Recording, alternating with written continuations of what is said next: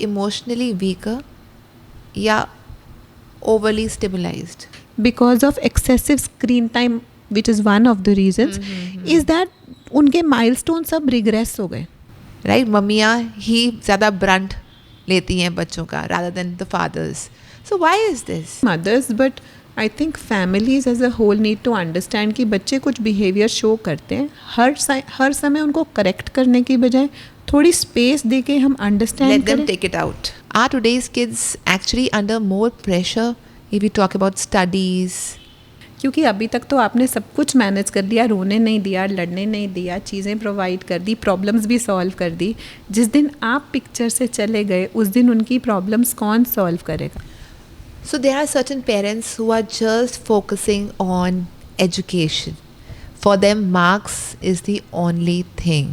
ऐसी कौन सी चीज़ है जो आपको सेटिस्फैक्शन देगी? मार्क्स किसके लिए इम्पोर्टेंट है? बच्चे के लिए इम्पोर्टेंट है कि पेरेंट के लिए है?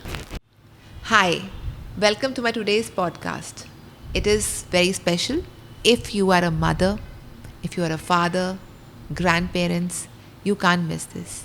Because I have Dr. Priyanka, who is a child psychiatrist. And in today's world, we all know we need her. And the clinic she owns is Global Child Wellness, spread across Punjab. Hello, doctor. How are you? Hi, Anvita. I'm very well and thank you for inviting me. My pleasure. So the very first question which I would like to ask you is, जो बच्चे आपने 10 साल पहले देखे अपने career में और जो आज देख रहे हो, what is a major difference that you feel is coming up in today's generation than the 10 years back? I think, Anvita, the major change that I see is that the kids are very overstimulated और बहुत सारा उन पे social pressure है. I think that's a lot is because of social media also. That कहीं ना कहीं उनको कुछ ना कुछ परफॉर्म करना है, चाहे वो एग्ज़ाम्स हैं, चाहे वो एक्स्ट्रा करिकुलर्स हैं, चाहे वो सोशल मीडिया पे प्रेजेंस हैं. सो आई थिंक हमारे बच्चे अब बोर होना नहीं जानते, जो 10 साल पहले उनको आता था सॉल्व करना कि व्हेन वी गेट बोर्ड हम तब क्या कर सकते हैं. आजकल के बच्चे इतना ज़्यादा एंजाइटी से फुल हैं, एंगर से फुल हैं, and they are hyper as compare to previous kids. Why is this happening? अगर हम अपनी वर्ल्ड को देखें अच्छे से तो अब हमारे पास इतनी सारी चॉइसेस हैं जो शायद हमारे पास पहले नहीं थी. चाहे वो कपड़े पहनना है, चाहे वो क्लासेस लगाना है, चाहे वो सोशल मीडिया स्क्रॉलिंग करना है. So our mind gets addicted to the constant dopamine that we get. तो मुझे लगता है आजकल बच्चे डोपामीन को एडिक्ट हो गए हैं. और उनको बोर रहना आता नहीं है, तो जब उनसे कोई भी चीज़ एक्साइटिंग ले ली जाती है उनको बहुत सारी एंग्जाइटी, बहुत सारी इरिटेबिलिटी होती है. Ask any mother when they take away their child's iPad, how does he react?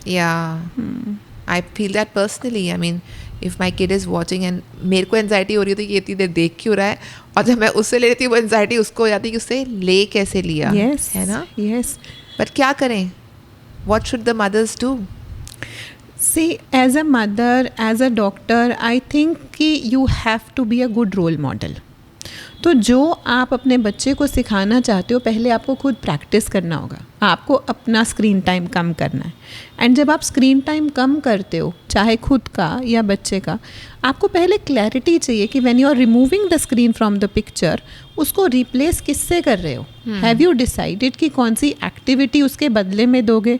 Because honestly जिस दिन आपने स्क्रीन को लिया उस दिन तो कुछ और अच्छा नहीं लगेगा. बिकॉज जितना एंटरटेनिंग और जितना एक्साइटिंग स्क्रीन है, चाहे वो सोशल मीडिया पोस्टिंग है, गेमिंग है, चाहे वो किसी तरीके से शॉर्ट रील्स देखना है, इट इज़ सो एडिक्टिंग. उसके सामने सब फीका लगता है. पर अगर आप कोई कल्टीवेट करोगे हैबिट्स, वो खुद भी, जैसे रीडिंग है या you go for sports, you take your kids along, तो तभी उनको रिप्लेसमेंट मिलेगा, तभी उनका स्क्रीन छूटेगा. घर पे बैठकर हम सोचेंगे कि हम हैबिट्स चेंज कर लें, ऐसा पॉसिबल नहीं है. तो द फर्स्ट थिंग इज़ कि हमारे पास एक प्लान बी रेडी होना चाहिए बच्चे को एंटरटेन करने के लिए before taking that phone, right? Yes, you need to tell them what should they do instead of watching screens.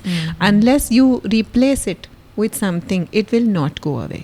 As we listen so much कि screens are not good for kids, but I would like to ask you over here because screens तो हम छोड़वा नहीं सकते बच्चों से. So how much is a time limit which we can accept for our kids to watch the screen? I think that's a very valid question, क्योंकि अन्विता, अगर ये क्वेश्चन एलॉन मस्क को किसी ने पूछा था कि अगर कोई एक ऐसी चीज़ है जो आप स्टॉप करना चाहते हो, जो आपको लगता है बहुत डेंजरस है, तो वो क्या है? And you know what he answered? He said it is short reels. Because short reels जिस तरीके से हमारी ब्रेन की वायरिंग, न्यूरोसाइनेप्सिस को, न्यूरोनल कनेक्शंस को हैम्पर करती है, वैसा कुछ भी नहीं करता. और वो इतना ज़्यादा डोपामीन रिलीज़ करा देती है, एक टाइम के बाद डोपामीन फिटीग हो जाता है, which I was explaining earlier that you will not like anything else. So the next part of the question is how much is enough. अब उसके लिए अलग अलग ऑर्गेनाइजेशंस गाइडलाइंस देती हैं, जैसे इंडियन अकेडमी ऑफ पीडियाट्रिक्स है, American academy of child and adolescent psychiatry है. All of them have different guidelines. Okay. So they say कि up to 2 years of age, the screen time should be 0. Up to 5 years of age, if you are giving some screen time, it is inclusive of the video calls that children are doing to their grandparents, to their distant family members. Right. But for every 30 minutes of screen time, at least 1 to 2 hours of physical activity क्या आप अपने बच्चे को दे रहे हो? And you need to co-view. Co-view means for very small children, the mother needs to sit with the child और उसको समझाए कि जो मिकी माउस है वो क्या कर रहा है, या जो टॉम एंड जेरी है what are they doing, and not very fast paced content like Cocomelon or very fast changing colors and rhymes, because वो बहुत stimulate करती हैं. अच्छा. So what content you are watching, आप उनके साथ बैठ के देख रहे हो और आप पैसिवली स्क्रीन को एज नैनी यूज़ नहीं कर रहे हो.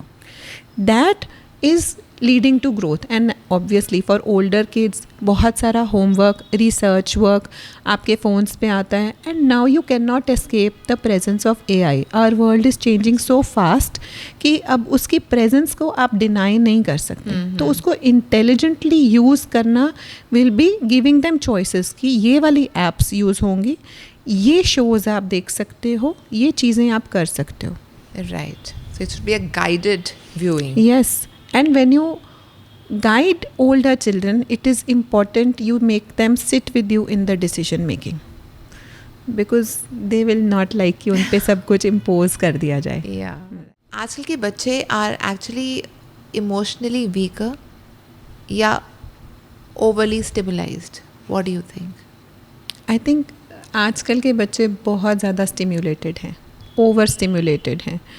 मतलब मुझे ऐसा लगता है कि अगर एक बच्चे को दूसरे बच्चे के साथ प्ले डेट ही करना है ना, तो उनका स्केड्यूल कॉरपोरेट CEO से ज़्यादा बिजी है और उनको अपॉइंटमेंट सीख करना पड़ेगा, बिकॉज हर बच्चे की अपनी क्लासेस हैं, फिर ट्यूशन्स हैं, फिर उसके बाद उनका कोई ना कोई एक्टिविटी है.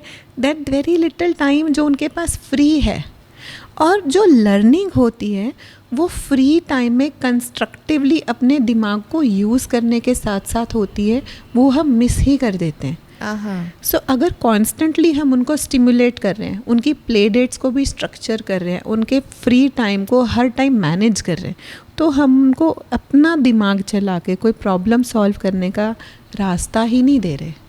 And are you in favour of so many classes? मतलब से आजकल मदर्स दे से कि मेरे बच्चे 4 क्लासेस में जा रहे हैं, 5 क्लासेस में जा रहे हैं. You as a psychiatrist, what do you recommend? मुझे लगता है पहले अपने बच्चे से पूछो कि उसको क्या चाहिए. मदर्स को अच्छा लगता है कि वो अपने बच्चों के लिए सब कर पाएँ. Every mother will want that. But क्या आपका बच्चा वो क्लास के लिए रेडी है? क्या वो लॉन्ग टर्म उसे इन्जॉय कर रहा है? और most important question, is it leading to something? क्या वो स्किल बिल्ड हो रही है? क्या ग्रोथ वो हो रही है? So sometimes when children are in one type of class और उनको मज़ा ही नहीं आ रहा, बस मम्मी भेज रही है क्योंकि फीस पे कर दी है, it will not happen. Okay. And many times अब तो बच्चों में इतने सारे प्रॉब्लम्स मैं देखती हूँ कि जैसे there is a child who came to my clinic, उसको attention deficit hyperactivity disorder है. अच्छा. उसको थोड़ी देर के बाद एक एक्टिविटी से बोर होने के बाद उसकी मदर उसकी एक्टिविटीज़ चेंज कर देती है. एज अ रिज़ल्ट एक बार वो बैडमिंटन में है, फिर वो स्केटिंग में है, फिर वो बास्केटबॉल में है, सब चीज़ों का सामान लिया हुआ है. पर अगर हम सोचें कि किसी एक्टिविटी को लॉन्ग टर्म परस्यू किया है, वो नहीं कर पाए. So you need to understand if the child has problems like ADHD then उसकी अप्रोच डिफरेंट होगी. And as a mother also I feel कि बच्चों के साथ इमोशनली प्रेजेंट होना ज़रूरी है, सिर्फ उनका टाइम मैनेज करना ज़रूरी नहीं है.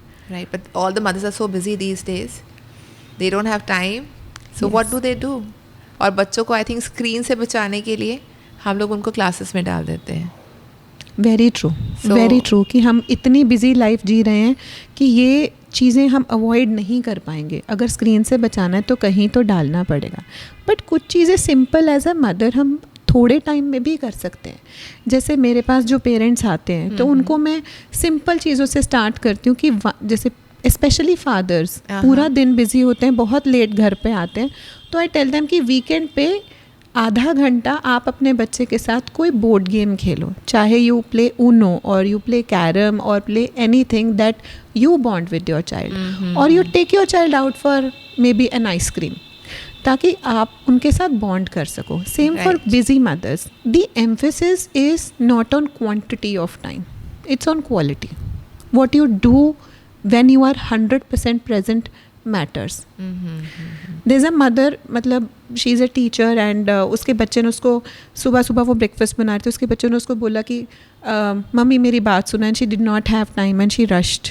Okay. And she cannot answer. वहाँ पर जाकर उसे याद है अच्छा he was asking me something. So when she came back she told me कि अच्छा मैंने वापस आके ना वो बात याद रखी और बाद में उसको पूछा कि बेटे what were you saying? I forgot and I didn't miss it. पर बताओ क्या कह रहे थे. This is what matters. Right. You may not be 100% present every time. But then at least you remember, so child would appreciate that. Yes, the intention to be present matters. वो बच्चों को याद रहता है. So as we were discussing about excessive time on screen, तो actually brain पे क्या effect लाता है? एंड कौन सी एज पे बहुत ज़्यादा फ़र्क आता है, so we should avoid it. You will be shocked if I answer this, but मेरे पास बच्चे एज यंग एज 9 months आते हैं with effects of screen time. Really? Yes, because when I deal with them तो वो मुझे clearly बताते कि मैम 6-7 months पे वो आई कॉन्टैक्ट करता था. देर आर चिल्ड्रन 1.5 year की एज तक वो बोलते थे मम्मा पापा आई कॉन्टैक्ट बनाना, and then they suddenly stop. Reason because of excessive screen time, which is one of the reasons, is that उनके milestone सब regress हो गए. और अब हमें उनके साथ काम करना पड़ता है क्वेरी ऑटिज़म का डायग्नोसिस लगाकर कि बच्चा कहाँ चला गया, उसको वापस लेकर आना है. तो जो स्क्रीन है वो छोटे बच्चों के लिए specially it acts like a drug.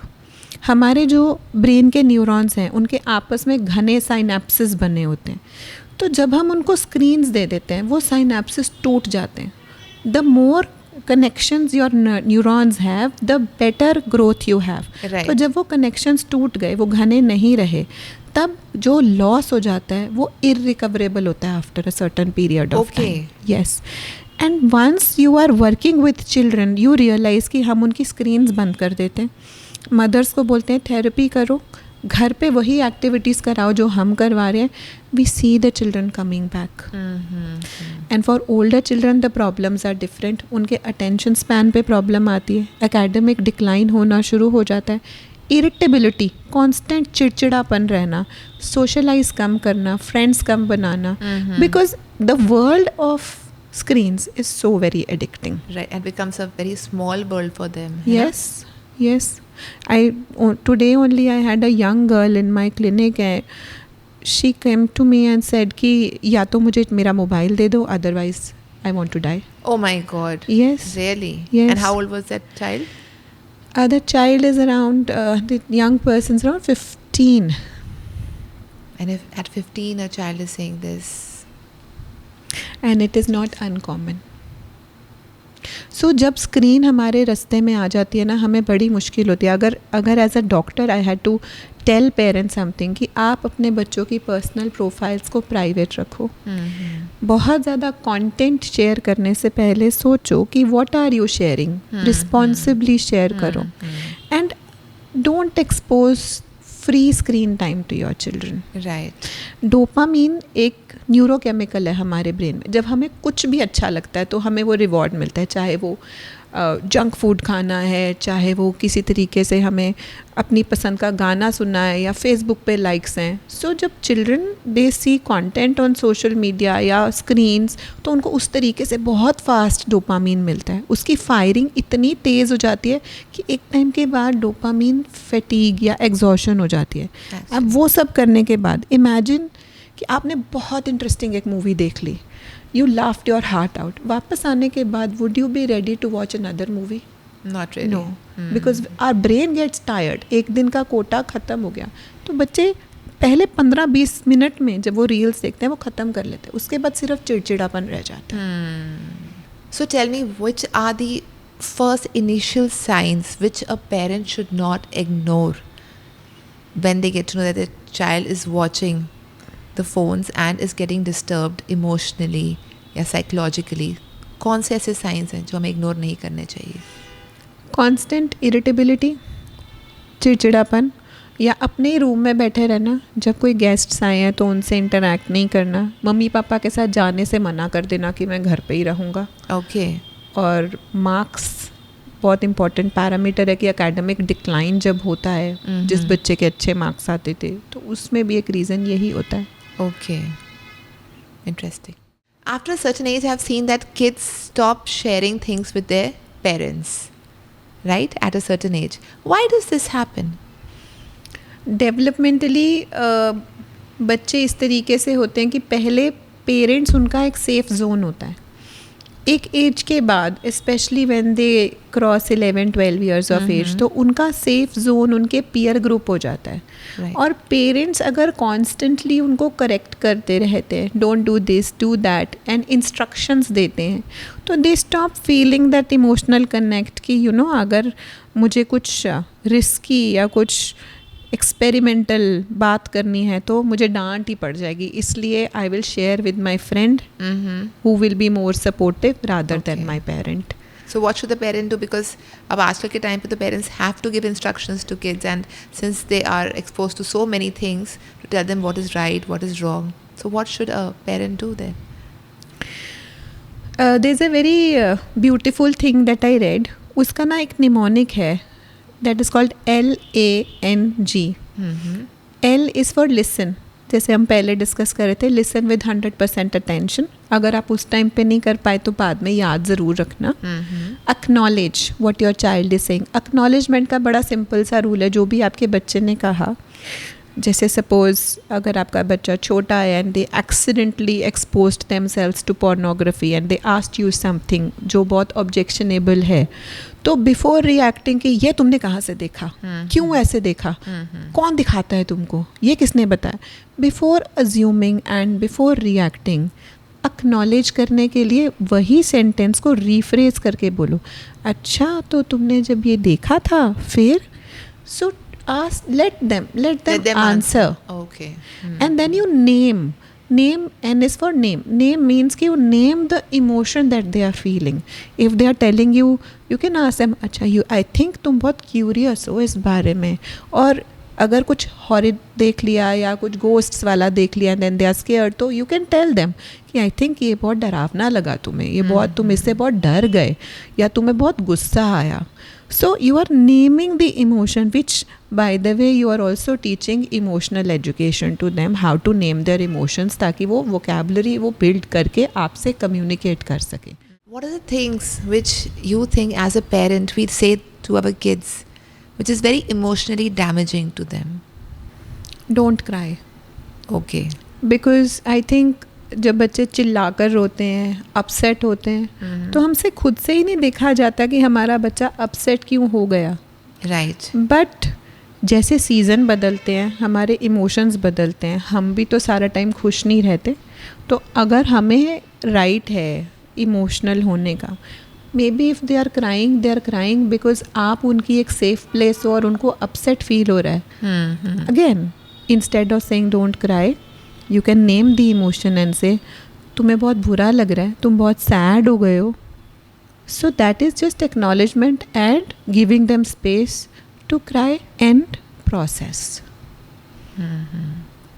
मुझे लगता है इमोशंस को सप्रेस नहीं करना चाहिए, राइट, वैलिडेट करके उनको निकलने दो, फिर उनको सिखा दो कि ओके बुरा लग रहा है बट हम इस तरीके से इसको डील कर सकते हैं, let's try to do something else. That's interesting approach. But usually mothers क्या करती हैं, आई थिंक या तो कई मदर्स बहुत ज़्यादा अपने ही कामों से एग्जॉस्टेड होती हैं and you have to tell me this also कि then that means the mothers also or the fathers, the parents, they all have to train themselves too. They're all under so much of pressure, anxiety. Mostly people are these days. Absolutely Anvita, अगर हम ऐसे ही parent करेंगे जैसे हमारी parenting हुई थी तो हम उस दुनिया में नहीं रह रहे जब हम बच्चे थे. हमारी दुनिया बदल चुकी है, बच्चे बदल चुके हैं, तो हमें बहुत कुछ अनलर्न करके रीलर्न करना पड़ेगा. और जो आपने बोला, आई थिंक सबसे इम्पॉर्टेंट चीज़ है हमें सेल्फ रेगुलेशन सीखनी है. हमें जो डिसअपॉइंटमेंट होती है अपने बच्चे को रोता हुआ देख के, पहले वो चेंज करना है और ये एक्सेप्ट करना है कि वो भी ऐसा कर सकते हैं. राइट. मैंने ये बहुत देखा है, इनफैक्ट खुद के साथ भी एक्सपीरियंस किया. The more the child is connected to a particular parent, the more they hurt that parent. होता है ऐसा, राइट? मम्मियाँ ही ज़्यादा ब्रंट लेती हैं बच्चों का rather than the fathers. So why is this? कोई तो है जो बच्चों का ब्रंट ले रहा है. Imagine mother is a punching bag for the child and rightly for a reason. जैसे आपने एक स्प्रिंग को टाइटली बंद करके रख दिया एंड सडनली मम्मी के पास लेकर गया and the spring just opens up. तो बच्चे अपने आप को बाकी लोगों के सामने रेगुलेट करते रहते हैं. स्कूल में टीचर के डर से, पीयर ग्रुप में सोशल प्रेशर से, परफॉर्मेंस एंग्जाइटी बाकी लोगों के सामने. पर मम्मी के सामने तो कोई प्रिटेंस नहीं है ना. तो जब मम्मी के पास आते हैं ना तो उनको लगता है यहाँ तो मैं जो मर्जी कर सकता हूँ. तो as a mother also and as a doctor also I feel कि थोड़ा स्पेस उनको इस तरीके के इमोशंस देने का भी करना चाहिए. एंड आपका role is not only of a person जो उनको चुप कराता है, बट एज अ काम लीडर जो उनके इस बिहेवियर को पर्सनली नहीं लेता. इंस्टेड ऑफ रिएक्टिंग कि तुम टैंट्रम क्यों शो कर रहे हो, तुम ऐसा क्यों बिहेव कर रहे हो, बी क्वाइट, काम, sit with them let it out. Because उनको कोई तो चाहिए. अगर आप भी नहीं करोगे तो सबके सामने सप्रेस करके वो बॉटल अप करते रहेंगे अपनी फीलिंग्स. और फिर वो कहाँ निकलता है? फिर वो फिज़िकल सिम्टम्स में निकलता है. जैसे मेरे पास बच्चे आते हैं जिनको हेडेक्स होती हैं, वॉमिट्स होती हैं, कफ हो जाती है, या फिर उनको एग्ज़ाम से पहले स्टमक एक होता है, then they are not able to go to school. So ये सब साइकोलॉजिकल साइंस एंड सिम्टम्स क्यों आते हैं? क्योंकि वो अपनी एंग्जाइटी को किसी भी तरीके से कहीं प्रोसेस नहीं कर पा रहे. Not only mothers but I think families as a whole need to understand कि बच्चे कुछ बिहेवियर शो करते हैं, हर समय उनको करेक्ट करने की बजाय थोड़ी स्पेस दे के हम अंडरस्टैंड करें, take it out and then tell them what to do, right? rather than asking them stop it, don't do it. Giving a clear instruction is what children need at that moment, because for them आप ही तो leader हो. And what are the autism symptoms which, delayed speech के symptoms, ये सब कौन से early symptoms होते हैं जो एक स्पेशली ऑटिज्म के कई बार होता है कि पेरेंट्स नहीं जान पाते. I'll tell you this with a story. There is a child जो मेरे पास 1 साल 9 months पे आया था. ओके. 2-3 जगह पर दिखा कर आए थे, तो उनको लग रहा था कि हमारा बच्चा ना पहले बोलता था, मम्मा पापा, आई कांटेक्ट बनाता था, या फिर जब हम बुलाते थे तो देखता था. तो सडनली थोड़ी देर से उसने मामा पापा कहना बंद कर दिया, या माँ कहता है, या फिर सिर्फ हमिंग करता है, आई कांटेक्ट नहीं बनाता. पहले हम उसे पूछते थे फ़ैन कहाँ पर है तो पॉइंट करके कहता था. हम उसे दिखाते थे बाहर देखो काऊ है, तो जहाँ हम पॉइंट करते थे वो देखता था. अभी वो सब नहीं कर रहा. So this child when he came to me, काफ़ी क्लियर सिम्टम्स हैं ये ऑटिज्म के. That is poor eye contact, delayed speech, regression in speech, poor joint attention. ये सारे सिम्टम्स ऑटिज्म के रेड फ्लैग साइंस होते हैं. अगर बच्चा 2 साल की उम्र तक 2 वर्ड्स को ज्वाइन करके नहीं बोल पा रहा कि चलो चलें, दूध दे दो, समथिंग, तो और अगर पेरेंट्स के पॉइंट आउट करने पर उधर नहीं देख रहा तो प्रॉब्लम आ जाती है. This child who came to me, वो मेरे टेबल के पास व्हेन ही वाज प्लेइंग, तो उसने he made an fleeting eye contact with me and he was looking very mischievous to me. Then I told the parent कि आप ना wait करो, let us watch it for some time, don't give up hope. तो हमने उसके जब we started with the biomedical process of treatment, which means like we start with very basics कि उसका पूरे blood tests, supplements, diet, lifestyle, therapy, screen time reduced. Once we started all of that, हमें लगा वो वापस आ रहा है और अभी वो मेन स्ट्रीम स्कूल में जा रहा है, पूरे सेंटेंसेस बोल रहा है. तो जो ये रिवर्सल है ये तब है जब हम उनको जल्दी पिकअप कर लेते हैं और उनका प्रॉपर ट्रीटमेंट करते हैं. भाई ऑटिज्म होता क्यों है? What is the reason of autism? It is multifactorial. If I can not pin point and से कि देर इज़ वन प्रॉब्लम, इसमें बहुत सारे फैक्टर्स हैं. जेनेटिक भी है, एनवायरमेंटल है, माइटोकॉन्ड्रियल डिसफंक्शन है. इवन अगर मैं डिटेल में बात करूँ तो मिथाइलेशन पाथवे अभी बहुत ज़्यादा शोर 2-3 ड्रग्स का चल रहा है, जैसे वन ऑफ देम इज़ ल्यूकोवरिन. तो सेरिब्रल फोलेट डेफिशिएंसी एक रिवर्सिबल कॉज ऑफ ऑटिज्म है. मतलब अभी अगर आप डाटा देखोगे तो CDC का डाटा कहता है कि 1 in 22 चिल्ड्रन हैव ऑटिज्म. अच्छा, 1 in 22 बहुत ज़्यादा नंबर है कि अगर एक क्लासरूम में भी आप देखोगे तो एक बच्चा आपको ऑटिज्म के फीचर्स वाला मिलेगा. और वो सब बच्चे हमारी सोसाइटी का पार्ट हैं.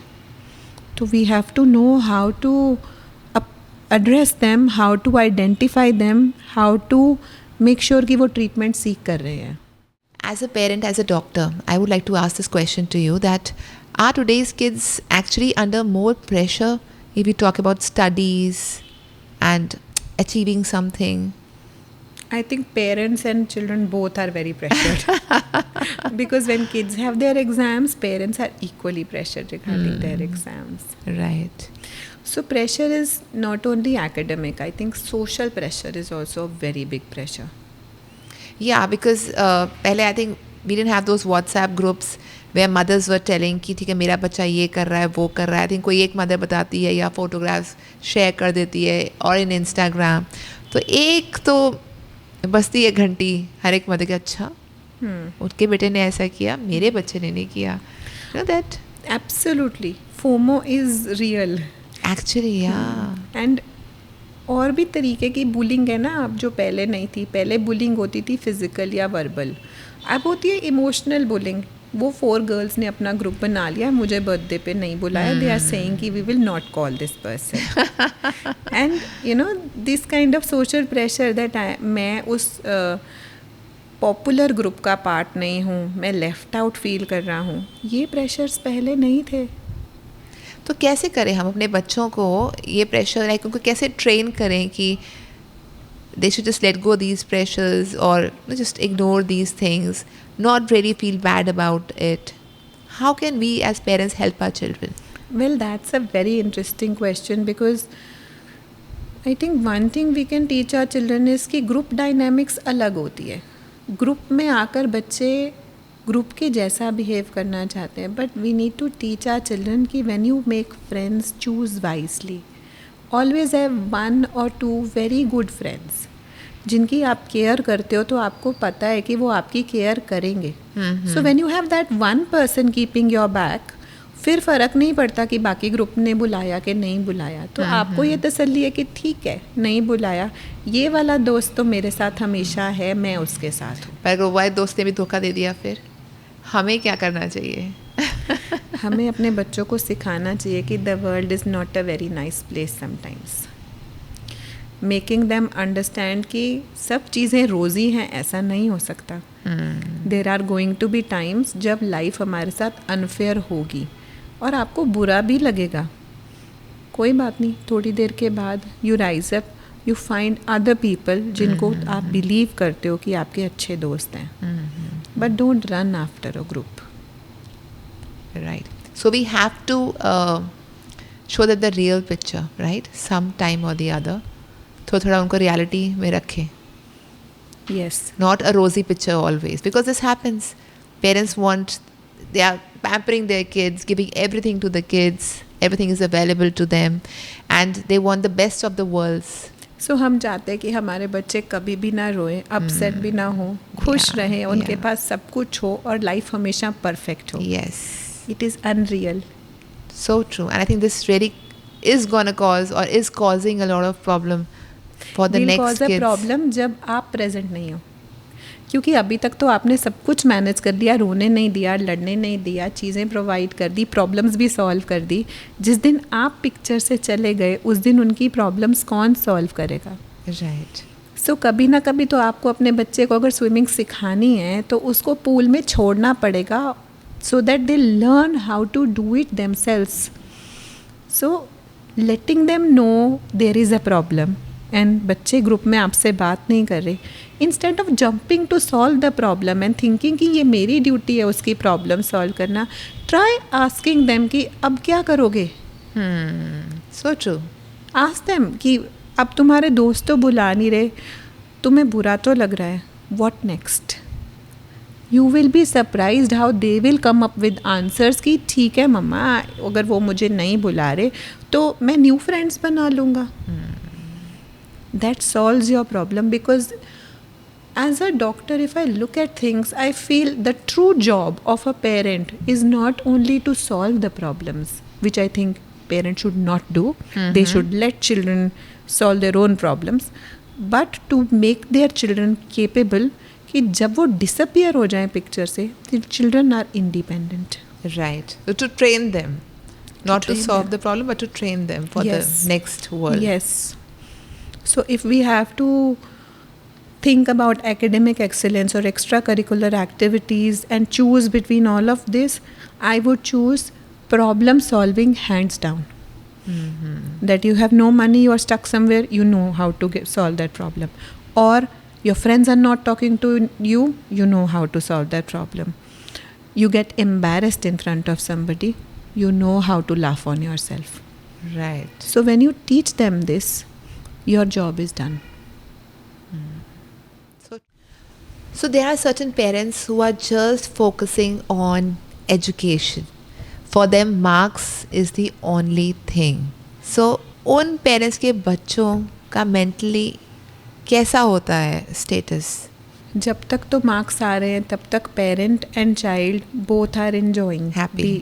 यस, बिकॉज उनको वो अटेंशन मिल रहा है, वो सेटिस्फैक्शन मिल रहा है. और हम यही सीख कर भी तो बड़े हुए हैं ना कि मार्क्स सब कुछ होते हैं. बट एक टाइम के बाद आके जब मार्क्स ऑब्सोलीट हो जाएंगे with this world that is changing, then what?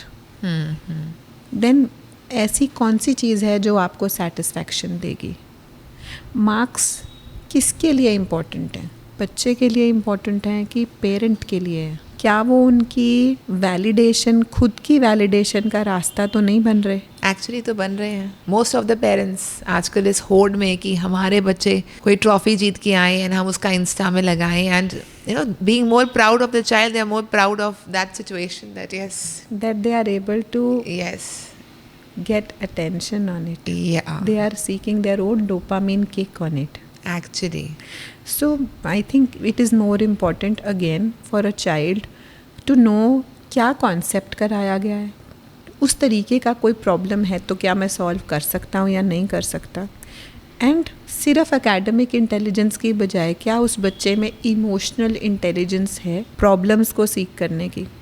Because once you pass out of school, once you are in job, तो आपकी टेक्निकल स्किल के साथ साथ आपकी पीपल स्किल भी तो काम आती है. Mostly yes. अगर आप इमोशनल इंटेलिजेंस, आप पीपल स्किल पे काम नहीं करोगे तो you can not survive in any job, you can not run any business. So true. So you were just mentioning while we were talking कि there are so many kids that come for academic issues that they have. What kind of issues do kids have academically? जिसको you try and sort out. बहुत सारे बच्चे मेरे पास poor academic performance के साथ जब आते हैं तो हमें उसे क्लियरली आइडेंटिफाई करना पड़ता है कि शुरू से ही परफॉर्मेंस बच्चे की कम रह रही है या सडन डिप आया. अगर तो सडन डिप आया तो अगेन एंग्जाइटी, डिप्रेशन या इस तरीके की कोई प्रॉब्लम्स तो नहीं है. और कई बार पेरेंट्स बहुत घबरा जाते हैं कि छोटे बच्चों में डिप्रेशन होता है. But it is a reality कि जब छोटे बच्चों में डिप्रेशन होता है तो जैसे उन्हें उदासी नहीं होती, हाँ. उनको चिड़चिड़ापन होता है. Okay. Which is surprising कि उनका presenting symptom is irritability, not sadness. So when you say कि ये तो चिड़चिड़ करता रहता है, ये तो सारा दिन घर पे ऐसे ही रहता है, that can be depression. And apart from that, academic difficulties, 2-3 key problems को हमें लगता है कि आइडेंटिफाई करना चाहिए, जैसे रीडिंग में प्रॉब्लम्स, राइटिंग में spelling mistakes, constantly phonetic errors करना, कैलकुलेशंस में प्रॉब्लम करना, those could be dyslexia, specific learning disability, जिसके लिए सारे boards CBSE, Cambridge, ICSE, IGCSE, they provide provisions कि अगर आपके बच्चे को ये डायग्नोजेबल प्रॉब्लम है, देन आप बोर्ड को लेटर्स लिखकर एक अपने बच्चे के लिए अकोमोडेशंस ले सकते हो for every class. You can reduce the syllabus, you can drop an extra language, you can have a scribe जो आपके बच्चे को रीड आउट कर देगा क्वेश्चंस एंड आंसर कर देगा. So that's an important problem to identify, because हम कुछ भी कह ले, एकेडमिक सक्सेस से बच्चों का कॉन्फिडेंस ऐसे टाइड अप है कि जब भी उनका परफॉर्मेंस गिरता है उनका कॉन्फिडेंस लूज होता है. Of course, yes.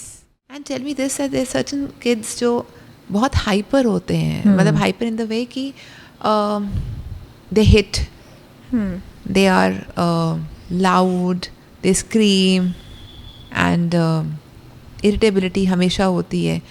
वाई सो हमारी गाड़ी में जैसे एक्सेलरेटर है, ब्रेक है और क्लच है ना. जब बच्चों का ब्रेन ग्रो हो रहा होता है तो उनका प्री फ्रंटल कॉर्टेक्स यानी ब्रेन का अगला हिस्सा, that is responsible for decision making या कॉन्सिक्वेंस के बारे में सोचना कि ओके अगर मैंने इस बच्चे को पंच कर दिया तो फिर क्या होगा, टीचर मुझे प्रिंसिपल के पास लेकर जाएगी. वो इतना आगे तक का सोच ही नहीं पाते बिकॉज वो जो प्री फ्रंटल कॉर्टेक्स है कुछ बच्चों का अंडर डेवलप्ड होता है and by the age of 14 to 16 years उनका वो ब्रेन का हिस्सा डेवलप होना शुरू होता है. अच्छा, तो उसके बाद जाकर वो कॉन्सिक्वेंस सोच पाते हैं. दैट वे अगर हम न्यूरोबायोलॉजिकली देखें ये बेसिस है ADHD का.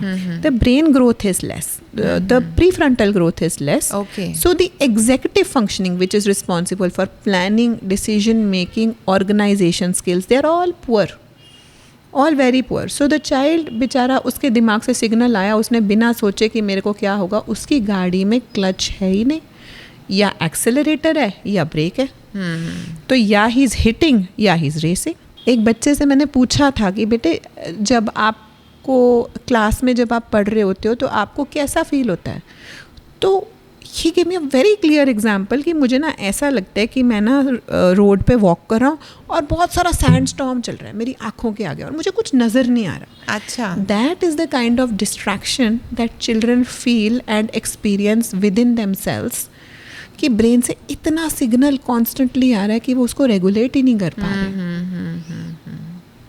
सो जो चीज़ें हमें सिर्फ बिहेवियर दिखती हैं एंड टीचर्स, पेरेंट्स, सोसाइटी बच्चों को टर्म कर देते हैं कि ये तो बहुत बिगड़ा हुआ है, ये तो बहुत गुस्से वाला है, ये तो बहुत चिड़चिड़ा है. For us it is tip of the iceberg. हमें वो डिकोड करना पड़ता है कि ये वाला जो सिम्टम आया इसकी बायोलॉजी कहाँ पर अफेक्टेड है, उसको कैसे ओरिएंट करना है, सप्लीमेंट देने हैं, थेरेपी देनी है या मेडिकेशन पे जाना पड़ेगा. बिकॉज कुछ बच्चे रिवेंजफुल होते हैं कि मारने के बाद खुश होते हैं. तो उन केसेस में there is no because there is no bullseye target drug that I can give. There are drugs for hyperactivity, for inattention, for impulsivity, but for revengeful behaviour, for children who sometimes throw their mobile, break the TVs in the house, उनको manage करने के लिए साथ में therapy चाहिए. सो अब हमने माना कि चलो हमें पता चल गया कि बच्चे का ये डिसऑर्डर है, तो घर में हम ऐसा क्या कर सकते हैं कि थोड़ा बच्चे को काम डाउन करके रखें. What all we can do it. अगर दो अलग तरीके के डिसऑर्डर्स की अगर मैं बात करूँ, अगर तो छोटे बच्चे जिनको लैंग्वेज डिले है, हाइपर एक्टिविटी है और ऑटिज़म जैसे फीचर्स है, उनको तो 1-on-1 थेरेपी सेंटर में जाना चाहिए. Speech therapy, applied behaviour analysis, ABA, occupational therapy, ये मेजर कॉर्नरस्टोन्स हैं ट्रीटमेंट के. तो 1-on-1 they need that therapy which we provide also. For ADHD children जिनका माइल्ड है, जिनको बहुत ज़्यादा इंटरवेंशन की ज़रूरत नहीं है और मैनेजेबल है. So for those children I think having a predictable routine is very important. Okay. Because बच्चे तब डिसरेगुलेट होते हैं जब उनको ये नहीं पता कि व्हाट इज़ कमिंग नेक्स्ट. अगर मेरी वेकेशन चल रही है तो मैं सुबह उठ के क्या करूँ. मम्मी आती है, बोलती है कि अब तक सो रहे हो, अब तक टीवी देख रहे हो. वो प्लानिंग कि मैं अच्छा टीवी नहीं देखूंगा, अब मैं इतनी देर अपनी प्रैक्टिस करूंगा, फिर पढ़ाई करूंगा, फिर क्रिकेट खेलने जाऊंगा, वो प्लानिंग वाला हिस्सा ही तो मिसिंग है ना प्री फ्रंटल कॉर्टेक्स की वजह से. वो प्लानिंग मम्मी को करके देनी है या पापा को करके देनी है, तो उसका विजुअल स्केड्यूल विद फोटोग्राफ्स उनके रूम में लगाकर टाइम के साथ उनको बताओ कि बेटा this is your schedule. And if you even want to make it more successful, तो जब आप शेड्यूल बना रहे हो बच्चे को साथ में बिठाकर पूछ लो कि तुम क्या करना चाहते हो. राइट. तुम खुद बनाओ और इस पे लगाओ. So when they participate in scheduling their day, then it is more likely for them to follow it. Yeah. Because they know कि अच्छा मैंने कहा था कि मैं आज एकेडमी जाके क्रिकेट खेलूंगा, फिर आके टीवी देखूंगा. True. And tell me like जैसे आजकल जेंटल पेरेंटिंग को बहुत ज़्यादा इम्पोर्टेंस दी जाती है, राइट? when we grew, हमें थप्पड़ थप्पड़ खूब पड़े हुए हैं. But now it's like we shouldn't be shouting on kids, we should not be hitting them. So what is your perspective towards this? हर तरीके की फ़िलॉसफी के कुछ प्रोज एंड कॉन्स होते हैं. I think it also depends कि बच्चे किस तरीके से रिस्पॉन्ड करें. Not every parenting style will suit everybody. तो जो वो डायनामिक्स है ना, बिकॉज जब बच्चे 6 महीने के भी होते हैं ना, तब भी उनका एक पर्सनालिटी स्टाइल होता है. Okay. Like if I have 2 children, both of them will behave differently and I have to deal with them in a different way. So this is true with every mother. तो जब उनका temperament different है, from 6 months onwards उनकी brain की biology ने define कर दिया कि वो कैसे बिहेव करेंगे. You go to any classroom and ask the class teacher, वो 4 बच्चे तो डांट के चुप करा लेंगे, बट कुछ बच्चे ऐसे होंगे जिनको प्यार से ही मानेंगे. अगर डांटेंगे तो रोने लग जाएंगे. Right. So we have to find out what works for the duo mother and child. We cannot just have the mother deciding कि I will be a gentle parent without taking the child's temperament into consideration.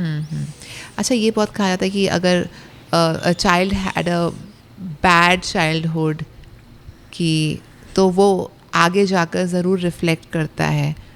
So does that really happen? Childhood is the basis of your personality. And अगर yes, children who come from broken families या उनको major childhood traumas रहे हैं, तो बहुत सारे लोगों में वो साइकोलॉजिकल या साइकाट्रिक डिसऑर्डर्स के फॉर्म में आता है. मतलब बहुत सारे बच्चे ऐसे हैं, जैसे can I share this case? It's a serious case. On you? या सो there's this person who came to my clinic. तो प्रॉब्लम्स तो उसकी जब थी वो एकेडमिक प्रॉब्लम्स थी. We kept on unearthing. Then we found out that this girl, she is 16 years old and there was a history of molestation when she was younger. Okay. तो बहुत सारे जो सिम्टम्स हमें नज़र आते हैं, अगर हम बैक ट्रैक करते हैं तो हिस्ट्री में हमें समझ में आता है कुछ ना कुछ तो हुआ था. So childhood yes is very very precious. अगर हमें नज़र भी आ जाता है कि कोई ट्रॉमा से कोई बच्चा गुजरा है, because we live in a rough world, right, there will be situations जो हम अनअवॉइडेबल है, like loss of a family member और sudden financial distress in the family. उसमें लाइफस्टाइल बिल्कुल बदल गया अगर बच्चों का, तो अनअवॉइडेबल चेंजेस हैं. पर उसको आइडेंटिफाई करके उसको ट्रीट करना, बच्चे को प्रोसेस करवाना, that is also our responsibility, because it is not untreatable. The key is आप आइडेंटिफाई करो और आप उसको मैनेज करो. राइट. अच्छा, आजकल तो like if I talk about teenagers, तो उनमें तो ये बड़ा है कि अगर if they are not behaving well, they had a childhood trauma. अगर माँ ने या पापा ने एक थप्पड़ भी मार दिया तो ये एक चाइल्डहुड ट्रॉमा है. So I am sure you must be getting clients like this. So what is your take? Like I think हर चीज़ को बच्चे आजकल चाइल्ड ट्रॉमा में कन्वर्ट करते. नहीं, I didn't have a good childhood. So what is your take? I think ये जो साइकोलॉजिकली फैंसी टर्म्स है ना, ये काफ़ी ओवर यूज़ होती हैं.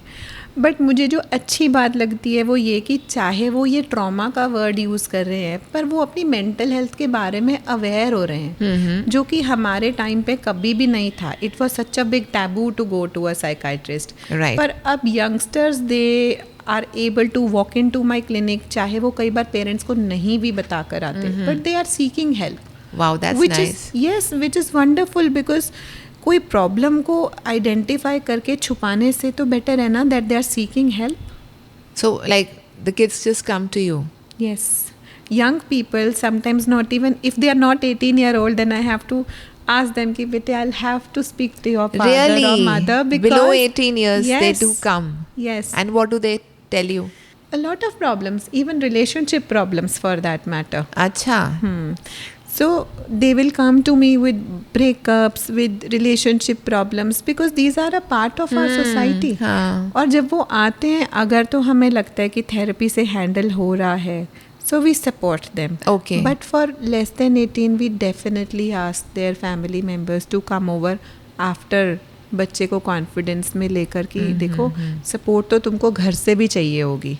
तो उनको कैसे बताना है, then we take our time in explaining the problems to the family member कि problems है. Sometimes the issues are so severe that we definitely have to add a word of caution कि अगर बच्चे के बहुत सारे self harming thoughts भी आ रहे हैं, Uh-huh. तो we have to inform the family members. And that is so important. in That this. is very important, because we keep everything confidential, but if it comes to harming yourself or harming others, then we are bound to inform the family. So true. I have heard, in some of the parents where I'm talking to, that these days the teenage kids are actually very confused about their liking towards a particular sex. They don't know that they're actually, fond of the same sex or a different sex. ये भी बहुत confusion आ गई है आजकल. So when we talk about biology and growth, sexuality is a very, very fluid concept, especially in teenage years, because sometimes it can be very confusing to know where their likings lie. But I think it becomes more crystallized as the child grows up and matures and becomes an adult. Maybe sometimes not for some cases also, because the world we are ushering into, it has become more acceptable for all types of sexualities. Right. So it is important for parents कि वो ये identify करें कि ये problem अगर है, बच्चे को अगर confusion है, then you get it assessed.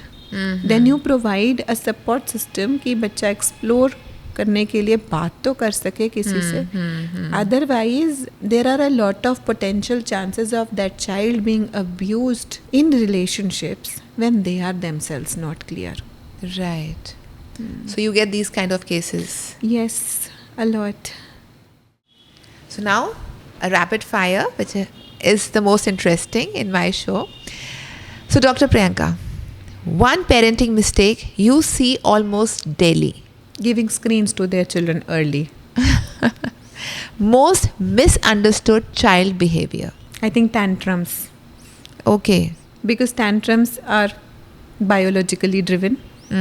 So, and lot of people take them personally. One thing parents should stop doing immediately. Emotional intelligence or academic intelligence. Emotional intelligence any day. One sentence every child deserves to hear more often. I'm there for you. How nice. Of course, it's very, very important. One red flag in parenting. Comparing, One red flag in parenting. I think helicopter parenting, being always present to solve problems, Right. One green flag in parenting. being a good role model, One green flag in parenting. being present and not just managing, True. Best discipline technique in one line. be the role model you want your child to be.